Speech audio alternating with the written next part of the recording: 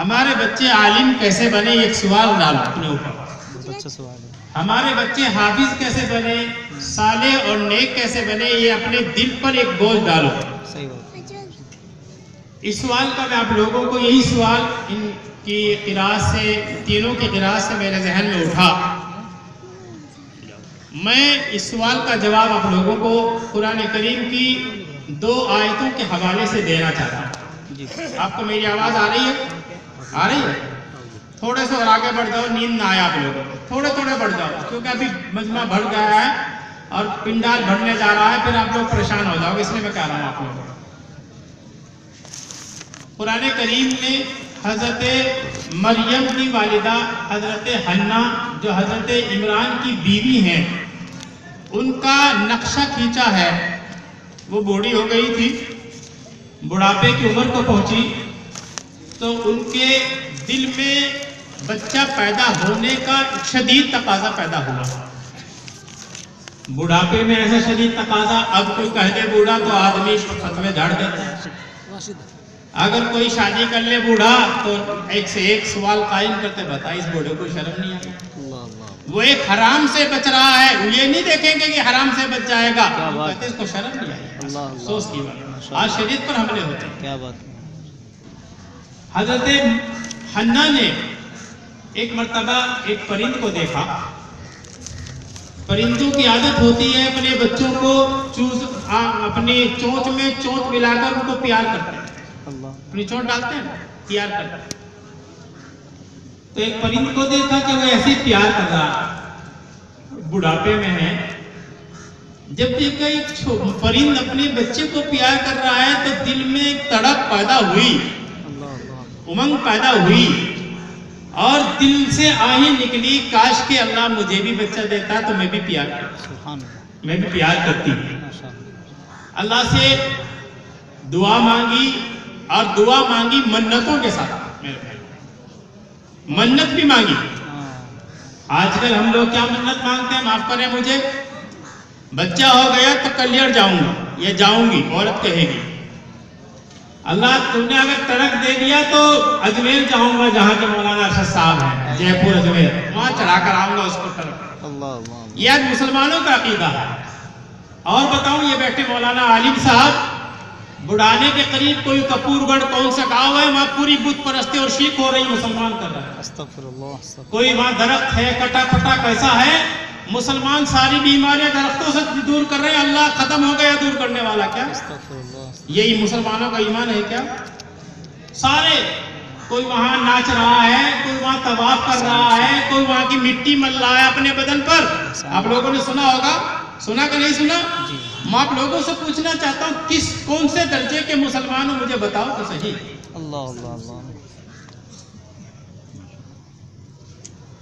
میرا سوال صحیح ہے غلط ہے؟ صحیح فرمایا. یہی کہ اس گاؤں میں، ہمارے گاؤں میں بھی بت پرستی ہوئی تھی کچھ دنوں پہلے. پانی پر طوفان قائم ہوا تھا، اللہ نے بچا لیا گاؤں کو. اس بات کا سوال ہونا ہے کہ تم نے اپنی زندگی کو شرک و بت پرستی پر ڈالا تھا یا توحید پر لائے تھے؟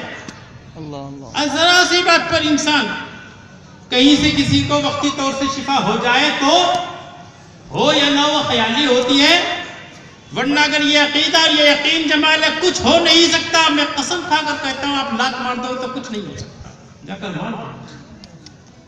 لیکن آپ دیکھتے ہیں کہ برادران وطن بتوں سے مانگتے ہیں تو اللہ تعالیٰ ان کو ان کے حوالے کر دیتے ہیں، ان کو وہیں سے فیض ہوتا ہے. لیکن کیا ایک مسلمان کا، ایمان والے کا بھی عقیدہ ہونا چاہیے کہ کسی درخت کے نیچے جا کر اس کی چکر کاٹو، طواف کرو، وہاں کی مٹی لگاؤ، ٹھیک ہو جائے گا؟ یہ عقیدہ ہے مسلمان.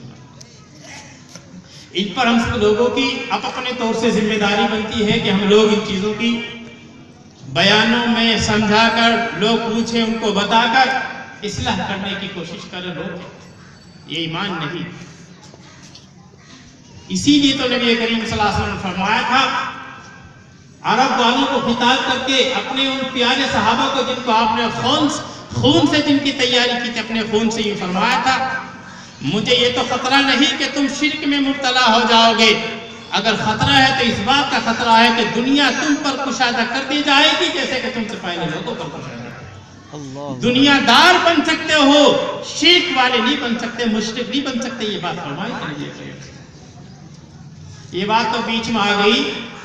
میں میرے بھائیوں میں عرض کر رہا ہوں کہ آپ لوگ اپنے اس یقین کے زاویے کو بالکل ٹھیک کریں اور اس بات پر 100% یقین جمائیں کہ شفا بھی، بیماری بھی وہاں سے اترتی ہے، کوئی شفا دینے والا نہیں۔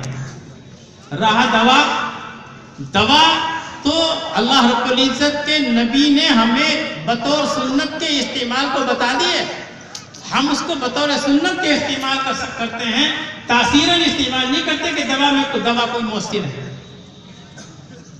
وہاں آدمی تاثیراً نہیں جاتا، وہاں تو عقیدہ خراب کر کے انسان جاتا ہے، اس لیے وہ عقیدے کی خرابی ہے۔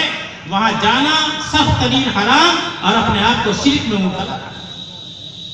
میں بات یہ بتا رہا تھا حضرات کو کہ جیسے ہی حضرت حنا نے اس جانور کو دیکھا، پرند کو دیکھا، تو دل میں جذبات اٹھے، اللہ رب العزت سے دعا مانگ دی اور منت پہ یہ بات آئی تھی کہ منت بھی مانگی کہ میرے جو بھی بچہ ہوگا، پیٹ میں جو بھی ہوگا، وہ تیرے بیت المقدس کا خادم ہوگا۔ بجائے لڑکا ہونے کے لڑکی ہو گئی، بچی ہو گئی، مریم نام رکھ دیا گیا، اپنی بات رکھ دی، اللہ تو جانتے ہی تھے، خیر حوالے کر دی۔ یہ حضرت مریم میں یہ جذبہ، حضرت حنا میں یہ جذبہ اور دعا مانگنے کا یہ داعیہ پیدا ہوا۔ کیوں پیدا ہوا؟ انہوں نے اس پرند کو دیکھا نا۔ میں کچھ کہنا چاہوں گا آپ لوگوں کو۔ آئی مریم، بڑی ہوئی، مریم پیدا ہو گئی، مریم حضرت زکریا کی کفالت میں آ گئی۔ مریم ایک دن میں اتنی بڑھتی تھی جتنا عام بچہ ایک سال میں بڑھتا ہے۔ ایک سال میں جو بچہ بڑھتا ہے وہ ایک دن میں اتنی بڑی ہوتی تھی۔ حضرت زکریا نے اوپر بالا خانے میں ان کا انتظام کر دیا، سیڑھی سے اوپر جاتے تھے، جب جاتے تھے لوگوں کو دعوت و تبلیغ کے لیے واپس آتے تھے تو وہاں پاتے تھے بے موسم کے پھل۔ انتظام کچھ نہیں کر کے جاتے تھے، وہاں دیکھتے گرمی کے پھل سردی کے زمانے میں، سردیوں کے زمانے میں گرمی کے پھل، گرمی کے زمانے میں سردیوں کے پھل۔ سوال کر لیا، حضرت زکریا کو بھی اندر ایک داعیہ پیدا ہوا، جذبہ، سوال کر لیا۔ حالانکہ نبی ہیں، نبی کا یقین آسمان و زمین سے بھی کہیں بڑا ہوا ہے، لیکن پھر بھی سوال کر لیا، مشاہدے والا سوال کر لیا، انا لکی ھذا، مریم یہ کہاں سے آتا تیرے پاس؟ کیا جانتے نہیں تھے؟ کیا ان کے یقین میں کوئی گڑبڑ تھی؟ نہیں، کچھ نہیں، لیکن وہ بتانا چاہ رہے تھے، اپنے ان سے سننا چاہ رہے تھے مریم سے۔ مریم بتائے تو صحیح، کیا بتائے گی، کیا جواب دے گی؟ تو کیا کہا؟ ہوا من عند اللہ، آپ نے قرآن پڑھا ہوگا نا، ہوا من عند اللہ ان اللہ یرزق من یشاء بغیر حساب، یہ میرا رب دیتا ہے وہ جس کو چاہے، جیسا چاہے، جہاں سے چاہے، جس طرح چاہے دینے پر قادر ہے۔ قرآن کریم نے ٹھیک اس آیت کے بعد ان کے اس جذبے کی عکاسی کی ہے اور ان کی دل کی آہیں جو نکلی ہوں گی اس وقت میں، قرآن نے اس کی ترجمانی کی ہے۔ جیسے مریم کے پاس زکریا نے بے موسم کے پھل دیکھے، بے موسم ہو چکے تھے، زکریا بھی بوڑھے ہو چکے تھے، 120 سال کی عمر ہو چکی تھی، قرآن نے اس نقشے کو کھینچا، فوراً اسی وقت میں زکریا نے بھی اللہ کے سامنے ہاتھ اٹھا دیے، میرے رب جب تو مریم کو بے موسم پھل دینے پر قادر ہے تو مجھے بھی بے موسم اولاد دینے پر قادر ہے۔ دیکھا آپ تسلسل دیکھ رہے ہیں؟ میں بتانا چاہتا ہوں آپ لوگوں کو ان آیتوں کے نتیجے میں، جو اس وقت میں نے آپ لوگوں کے سامنے یہ نقشہ کھینچا ہے، یہ بتانا چاہتا ہوں آپ لوگوں کو کہ آپ لوگوں نے رات بھی سنتے ہی رہتے ہیں، قرات کو سنتے ہیں، نعت سنتے ہیں، مقرر کی تقریر پر فدا ہوتے ہیں، ہونا بھی چاہیے، لیکن آپ کا زاویہ نگاہ کیا ہونا چاہیے؟ اس وقت یہ ہونا چاہیے کاش کہ اللہ مجھے بھی کوئی بچہ دے دے تو میں بھی مولانا ارشد جیسا قاری بنا دوں، کاش کہ مجھے اللہ کوئی بیٹا دے دے تو میں مفتی حسین جیسا قاری بنا دوں، کاش کہ اللہ مجھے کوئی بچہ دے دے تو حسان جیسا قاری بنا دوں۔ اگر آپ نے اس وقت اپنی دل کی آہوں کو اللہ سے جوڑ لیا اور لو لگا لی، تو اگر اللہ حنا کی دعا قبول کرنے والا تھا، وہی اللہ اگر مریم کو بے موسم پھل دینے والا ہے، وہی رب اگر زکریا کی آہوں کو سننے والا ہے، تو وہ کیا تمہاری آہوں کو خالی کر دے گا؟ لیکن ایک بات کرنی پڑے گی، آپ کو بتا دوں اگلی بات سمجھ میں آ رہی ہے؟ ایک بات کرنی پڑے گی، اور یہ ایک سوال ہے، بہت عجیب و غریب سوال ہے، آخر کیوں ہماری اولادیں ہم جیسی، ہم سے اعلیٰ نہیں بن پا رہی؟ اس کا ایک سوال اس کا تو جواب آپ لوگ دیں گے، میں اس کا جواب نہیں دوں گا بھی، لیکن بہت عظیم سوال ہے۔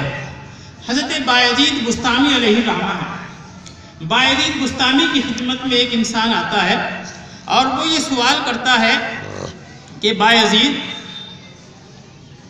ابو الحسن خرقانی کی خدمت میں آتا ہے۔ ابو الحسن خرقانی بہت بڑے اللہ والے، ابو الحسن خرقانی کی خدمت میں یہ سوال کرتا ہے، ابو الحسن یہ بتاؤ، اگر کوئی انسان بایزید بسطامی کو دیکھ لے تو کیا وہ سعید ہو جائے گا، نیک بخت ہو جائے گا دیکھنے ہی سے؟ سننا میری بات سمجھ میں آ رہی ہے؟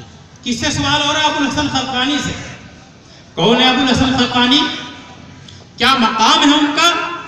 یہ ابو الحسن خرقانی وہ ہیں میرے بھائیوں، میں نے اپنے شیخ و مرشد فقیہ الاسلام حضرت اقدس حضرت مفتی مظفر حسین صاحب نور اللہ مرقدہ کی زبانی میرے کانوں نے ان کا واقعہ سنا کہ ان کے گھر میں جو ان کی اہلیہ تھی وہ بہت تیز مزاج کی تھی، بہت زیادہ۔ ایک انسان، ایک آدمی ان کی خدمت میں آیا 1000 میل کا پیدل سفر کر کے، 1000۔ یہ مدرسہ آج بھی اسی خاندان فقیہ الاسلام کی سرپرستی میں چل رہا۔ میں یہ بتانا چاہتا ہوں مولانا محمد سعیدی ہم سب کے بڑے، ابھی چند لمحوں میں انشاءاللہ آپ کے یہاں تشریف لانے والے ہیں، آپ ان کی زیارت کریں گے۔ انہی کی سرپرستی میں آج بھی یہ مدرسہ چل رہا ہے۔ ہمارے حضرت مفتی مہربان علیہ الرحمہ کا جو نور اور جو ان کا جمال دنیا میں پھیلا، یہ فقیہ الاسلام کی نگاہوں کا اثر ہے۔ تو ابو الحسن خرقانی کی خدمت میں ایک انسان کتنے میل کا بھائی؟ 1000 میل۔ 1000 میل کا پیدل سفر کر کے حضرت فرمایا کرتے تھے اس آدمی کو راستے میں پیشاب کے راستے سے خون بھی آیا، اس قدر بھیانک سفر تھا اس کا، گرمی سے گرم سفر تھا۔ وہ گھر پہنچا، حضرت کے یہاں دستک دیے جا کر کہ حضرت سے ملنا چاہتا ہوں۔ اتفاقاً حضرت جنگل میں گئے ہوئے تھے، اندر سے جو پیرانی صاحبہ تھی، بعضوں کی پیرانی صاحبہ بڑی پیرانی ہوتی ہے نا، وہ بعضوں کے دماغ صحیح کرنے والی ہوتی ہے، سن لو دماغ سے آپ لوگوں کو سنانا چاہتا ہوں۔ آواز لگائی، اندر سے آئی، آنے کے بعد پوچھا جب کیا میں حضرت سے ملنا چاہتا ہوں، تو فرمایا کون سے حضرت، کیسے حضرت، کس کے حضرت، کیوں خام خائب چکر میں پڑے ہو، میں جانتی ہوں کیسا حضرت ہے، چھوڑو۔ ایک آدمی اتنا لمبا سفر کر کے آئے، اس کا دماغ کا زاویہ عقیدہ سارا خراب ہو جائے گا، نہیں ہو جائے گا یار؟ جس آدمی کی اپنے گھر میں قدر نہیں، باہر سے قدر ہوگی؟ پڑوس، اگر آپ اچھے ہوں گے تو آپ کا پڑوس ہی اچھا ہوگا، یاد رکھنا۔ یہ میرا لفظ لکھ لو، اگر آپ نے اپنے پڑوس کے ساتھ آپ اچھے ہوں گے، آپ کے اچھے ہونے کی دلیل بتاؤں، آپ کے تقوی کی دلیل، آپ کے پرہیزگار ہونے کی دلیل یہ ہے کہ آپ کا پڑوسی آپ کے حق میں اچھا بولنے والا ہو تو آپ اچھے ہیں۔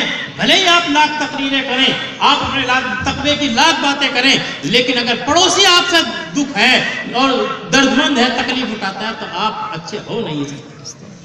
قرآن کریم حدیث میں یہ بات آئی، پڑوسی کے پاس پہنچے اور جا کر پڑوسی نے بھانپ لیا، پھر میں حضرت جی سے ملنا آیا تھا، حضرت تو ملے نہیں، یہاں تو بڑی پیرانی صاحبہ مل گئی، انہوں نے تو میرا دماغ ستیا دیا بالکل ہی۔ تو پڑوسیوں نے یہ جواب دیا سننے کے قابل ہے، یوں کہا اس آنے والے نووارد کو، یہ کہا جیسا تم حضرت کے بارے میں تصور کر کے آئے ہو وہ اس سے بھی کہیں بالا تھا، وہ بہت بڑے اللہ والے پڑوسی کیا شہادت ہے، اور جاؤ ان سے ملنے کے لیے، وہ جنگل میں سے آ رہے ہوں گے، اگر تم ان کی زیارت کرنا چاہتے تو جاؤ۔ وہ گیا، جنگل کا رخ کیا، دیکھا حضرت آ رہے ہیں، اور کس شان کے ساتھ آ رہے ہیں؟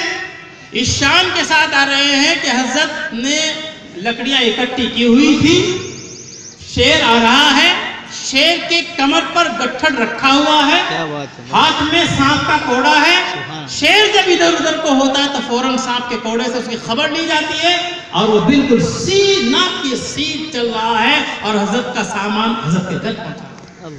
اس نے سوچا اب تک تو حضرت سے ملنا آیا تھا، اب تک تو شیرنی سے ملاقات ہوئی تھی، اب تو سچ مچ کے شیر سے ملاقات ہو گئی، یہاں پتہ نہیں جان بچے گی نہیں بچے گی، گھبرا گیا اور کھڑا ہو گیا، اللہ میرے کیا ہوگا میرا۔ جیسے ہی حضرت نے بھانپ لیا کہ لگتا ہے کہ ہماری شیرنی نے کچھ سنا دیا ہوگا. سننے تم بھی سننے نہیں نوجوانوں میں نوجوانوں کہنا چاہتا ہوں انہوں نے دارالفتاؤں کو بھر دیا ہے طلاقوں سے. اپنے میں اس لیے بتانا چاہتا ہوں مجھے دکھ ہے اس میں. یہ شادی کرنے میں نمبر اول ان کے باپ بھی شادی کرنے میں آ گئے لیکن ان کو نہ نکاح کے مسائل بتاتے نہ طلاق کے مسائل بتاتے. آج دارالفتہ بھرے پڑے ہیں طلاق ناموں سے. فرصت نہیں ہے مفتیوں کو لکھنے کی روزانہ طلاق دے طلاق دے طلاق. انہیں برداشت کی طاقت ختم ہو گئی ہے. قوت برداشت ختم ہو گئی ہے. ایک بیوی ہے ایک مظلومہ جو صبح بھی تھپڑ کھاتی ہے شام کو بھی تھپڑ کھاتی ہے.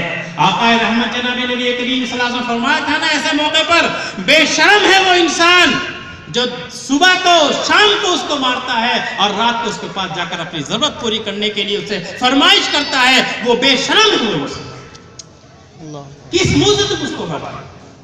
تمہارے ہاتھ ٹوٹ نہ جائیں ان تمہارے ہاتھوں کو فالج نہ پڑ جائے.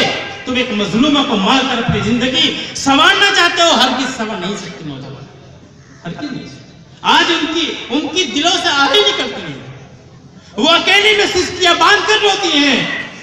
کیا میرے ماں باپ نے میرے ساتھ یہی اچھا سلوک ان کو ملا تھا کہ مجھے ایسے ظالم شوہر سے ملا دیا جس کی باتیں جس کی طاقت جس کا غصہ کبھی تھمنے کا نام ہی نہیں لیتا. حضرت بات لمبی ہو جائے گی میرے بھائیوں. حضرت نے باپ لیا ہماری شیرنی کی بات سن کر آیا ہے اور ادھر شیر دیکھ لیا وہ گھبرا گیا. حضرت نے روک دیا اور روکنے کے بعد قریب آئے. حضرت نے کہا گھبراؤ نہیں. اشارے کی نہ ہو. یہ حضرت کسی طرح فرمایا. اس نے اپنی بات رکھی. حضرت میں گھر گیا تھا میں نے ایسے ایسے سنی اور میرا دل بدل سی گیا تھا لیکن پڑوسیوں نے میرے دل کو بحال کر دیا. سنو کیا فرمایا حضرت نے وہ سنانا چاہتا ہوں اور اپنی بات کو ختم کرنا چاہتا ہوں. اور ایک بات جو میں سنانا چاہتا ہوں بتانا چاہتا ہوں. تشریف لے آئیے تشریف لا چکے ہیں شاہ اسلام مداح رسول جناب حضرت مولانا قاری احسان محمد احسان محسن صاحب. یہ بھی ہمارے حضرت فقیہ الاسلام کے چشم و چراغ ہیں. ان کے بھی مداح ہیں اور حضرت کے خلیفہ بھی ہیں قاری احسان محسن صاحب. آپ ان کا بھی انشاءاللہ کلام سنیں گے. میں بتانا چاہتا ہوں مولانا حضرت کی بات آپ کو سنیں. میں نے اپنے حضرت کی زبانی اپنے کانوں سے واپس ہے. آج اپنی زندگی کو سنبھالا. کیا ہو رہا ہے کیا حال ہو رہا ہے. کیا فرمایا جب اس نے اپنی حالات سنائے نا. میں نے گھر سے ایسی سی باتیں سنی آپ کے تعلق سے. سنو کیا فرمایا. قائد صاحب کو مت دیکھو قائد صاحب خود آپ کو نظر آ جائے. بتاؤں بتا دوں کہ بتاؤں کیا فرمایا. یہ فرمایا جوانوں سنو دھیان سے سنو. میرے بھائی وہ جو آئے تھے نا ان کو کہا میرے بھائی جب سے ہم نے اس شیرنی کی کڑوی باتوں پر صبر کرنا شروع کیا ہے اللہ نے جنگل کے بادشاہ شیر کو ہمارا غلام بنا دیا. آج کوئی ہے ایسا فرد ایسی مردان کی دکھاوا. پیٹنا کوئی کمان نہیں تھپڑ مارنا کوئی کمان نہیں. بزدلی کی علامت میں بتانا چاہتا ہوں. جو بزدل ہوتا نا ہمیشہ یاد رکھیے جو کمزور ہوتا ہے وہ غصہ کرتا ہے. ذرا غصہ کسی اپنے سے طاقت والے کو کر کے دکھا دے پتہ لگ جائے گا نا کیسا غصہ ہوتا. وہ بیچاری روٹی بھی پکائے گی کام بھی کرے گی سارے کام انجام دے گی اور تمہارے تھپڑ بھی تمہاری ڈنڈیاں بھی کھائے گی. افسوس ایسے مردوں دکھ ایسے مردوں. میں بتانا چاہتا ہوں میرے بھائی آپ لوگوں کو کیا ہوا یہ بتانا چاہتا ہوں. کیوں ہم لوگ نہیں بن پا رہے ایسے. یہ سوال ایک بات بتائی تھی. ابو الحسن خقانی کی بات چل رہی تھی. یہ بیچ میں واقعہ ان کا آ گیا. تو ابو الحسن خقانی سے سوال کیا کسی نے کہ اگر کوئی انسان بایزید بستامی جیسے کو دیکھ لے کیا وہ بھی سعید ہو سکتا ہے نیک ہو سکتا ہے.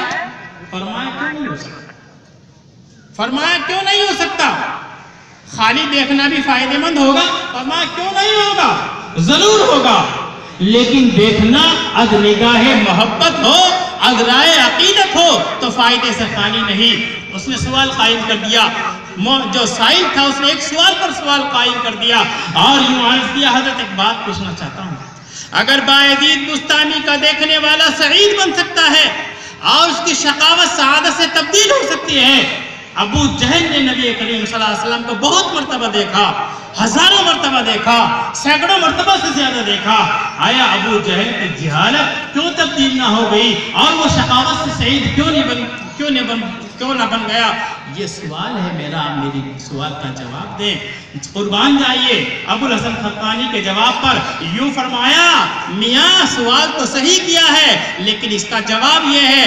बात असल में ये है, अबू जहल ने जो देखा है नबी करीम सल्लल्लाहु अलैहि वसल्लम को, उसने नबूवत के नूर को नहीं देखा। वो कमबख्त ये देखता था ये मोहम्मद अब्दुल्ला का बेटा है। काश कि वो इस निगाह से देख लेता कि मोहम्मद रसूलुल्लाह है तो उसको हिदायत मिल जाती और उसकी शकावत सादत से तब्दील हो जाती। अल्लाह अल्लाह, क्या बात। आज ये हो गए, हम लोगों की निगाहें खराब हो गई, हम लोगों की निगाहें खराब हो गई। इसलिए हमारी औलादें, मैं कसम खाकर दावे से बात कर सकता हूँ, अगर आपको किसी कारी की क़िरात अच्छी लगती है, आप अगर दुआ मांगेंगे अल्लाह से, अल्लाह मुझे बच्चा दे दे, मैं बच्चे को कारी बनाऊंगा, क्या अल्लाह तुम्हारी दुआ को रद्द कर देगा? लेकिन माफ करें, हम सुनते हैं कुछ और प्लान कुछ और बनाते हैं, मंसूबे कुछ और बनाते हैं। इसलिए हम अपनी औलाद पर काबू नहीं कर पाते। माजियात का दौर है, दुनिया आए, दुनिया कैसे हासिल हो, मेरा बेटा कैसे दुनियादार बने, या मेरा बेटा कैसे फुला बने। अगर न बने तो हाफिज न बने, न बने तो कारी न बने, न बने तो आलिम न बने, न बने तो मुफ्ती न बने, न बने तो दीनदार न बने, बन जाए तो दुनिया का सब कुछ होकर बन जाए। हमारी निगाह हमने बदली कि नहीं बदली, इसलिए हम खसारे में चले, इसलिए हम नुकसान में चले। मेरी बात लंबी हो गई और तकरीबन 1 घंटा इस सिलसिले को हो गया है जो ये शुरू किया गया था। 1 ही घंटा बाकी है, फिर अजान हो जाएगी। अपनी तरतीब पर निज़ाम तरतीब के साथ चल रहा है। कारी एहसान मोहसिन साहब भी तशरीफ ला चुके हैं। मेरे भाई बुजुर्गों, मैं आप लोगों से फिर यही कहना चाहता हूँ कि अपने आंखों की निगाह का जाविया बदलो, इसका रुख बदलो, मोहब्बत की निगाह डालो। मोहब्बत की निगाह डालोगे तो तुम्हें मदरसे वालों से मोहब्बत होगी, मोहब्बत की निगाह डालोगे तो तुम्हें मस्जिद वालों से मोहब्बत होगी, मोहब्बत की निगाह डालोगे तो जो भी दुनिया में नेक काम कर रहा है उसी से जुड़ जाओगे और उसी के साथ तालमेल खाकर उसका साथ देना शुरू करोगे और कुरान करीम की इस आयत के मिस्दाक बनोगे, वताअवनु अलल बिर्रि वत्तक़वा वला ताअवनु अलल इस्मि वल उद्वान। हर नेक काम जहां भी हो रहा हो, जैसे भी हो रहा हो, आपने हदीस सुनी होगी ना, इस हदीस को इहयाउल उलूम में इमाम गिदाली ने नकल किया है, कुन आलिमन औ मुतअल्लिमन औ मुस्तमिअन औ मुहिब्बन वला तकुन खामिसन फतुहलक। आलिम बन जाओ, सीखने वाले बन जाओ, सिखाने वाले बन जाओ, बात के सुनने वाले बन जाओ। ये कुछ नहीं हो सकता तो मोहब्बत करने वाले कम से कम बन जाओ। और अगर इतना भी नहीं हो सकता और तुम्हारा ये दिमाग, ये जबान या हाथ तुम्हारे काबू में नहीं, एक काम खुदा के वास्ते मत करो, एतराज करने वाले मत बनो। अल्लाह अल्लाह। हजरत मोहतमिम साहब, कारी मोहम्मद तय्यब साहब नव्वरल्लाहु मक़दहू, दारुल देवबंद के साबिक मोहतमिम 7 साल जिन्होंने तमाम किया, फरमाया करते थे इफ्ता का काम सबसे भारी, उसके बाद काम है सबक पढ़ाने का, तदरीस का, उसके बाद आसान काम है किसी को 10 आदमियों को बिठा कर तकलीफ करना, बहुत आसान काम है। चूंकि आदमी को बोलने में बड़ा मजा आता है ना, बोलता चला जाए, थकता नहीं है, सबसे आसान। और इसके बाद फरमाया, मैं बात खत्म कर रहा हूँ, सैयदुल मुबल्लिगीन हज़रत मौलाना सैयद अबुल कलाम साहब दामत बरकातुहुल आलिया तशरीफ ला चुके हैं माशाअल्लाह, और आप उनका इंशाअल्लाह इस्तकबाल फरमाएंगे। हज़रत तशरीफ ला चुके हैं। हम सब, मैं अराकीन जलसा और इंतजामिया की